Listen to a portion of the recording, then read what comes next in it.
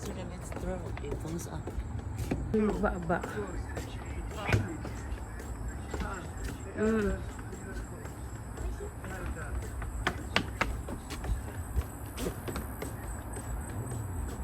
Yan guys, dati hindi pa natapos, walang light, tapos hanggang 5 PM lang ng hapon. Ngayon is 24/7 na.